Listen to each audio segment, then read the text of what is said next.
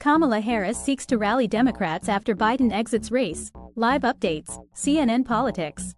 Latest on 2024 race as Harris kicks off campaign. Michigan government. Gretchen Whitmer said Tuesday she has not been asked by Vice President Kamala Harris' campaign for any documents as part of the vetting process to join the ticket as a running mate. Congressional Black Caucus Political Action Committee Chair Representative Gregory Meeks said the PAC has seen over $1.5 million in small online donations in 2 days as Vice President Kamala Harris moved swiftly to become the presumptive Democratic nominee for president.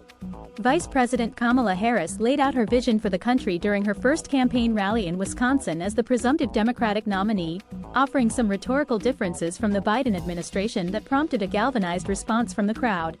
And we just had some breaking news. We just had the best 24 hours of grassroots fundraising in presidential campaign history, and because we are a people-powered campaign, that is how you know we will be a people-first presidency, she said. A lot of people don't give her credit, she said. How many times are we going to ask the same question? In a letter to Texas Secretary of State Jane Nelson, attorneys representing John Mott, Director of Voter Protection for the Texas Democratic Party, said they've reviewed nearly all the signatures Kennedy's campaign collected and claim enough of the signatures violate state laws to render his petition invalid. But she also laid out a vision for the future, a vision where there's freedom, where we're not having to talk about these issues of today in this post-Dobbs hellscape that Donald Trump created, Emhoff said at the conclusion of a visit to a reproductive rights clinic in McLean, Virginia. The White House press secretary said it's been a privilege and an honor to serve under Biden, adding, "What we saw from this president the last couple of days was human decency, a good man, someone who decided not to put himself first, like we've seen before, but to put the American people first, and this country first." He will address the nation from the Oval Office at 8 p.m.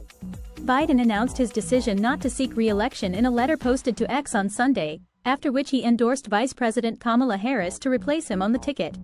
President Joe Biden will today leave Rehoboth Beach, Delaware, ending his self-isolation since testing positive for COVID-19 last week, according to the White House. The president is set to return to the White House at 2:30 p.m. Pritzker, who endorsed Harris on Monday, has navigated a series of issues that have dominated the 2024 presidential race, from gun control to reproductive rights. In key swing districts in Arizona and New Mexico, the GOP campaign arm plans to hammer home Harris's efforts to tackle root causes of migration from Central America as Republicans look to make border crossings and mass migrations a top campaign issue. Selecting a running mate for the party's leading candidate, Vice President Kamala Harris, by the party's convention, 4 weeks away, already represents an acceleration of a vetting process that often takes months. For context, as part of the Biden administration, Harris backed a significant immigration package that aimed to shut down the border when crossings reached a certain threshold and to tighten the criteria for asylum eligibility in the U.S. The memo states that Republicans have never had so little time to define a candidate, a reality that is being reflected in the sometimes messy and unclear messaging we saw yesterday.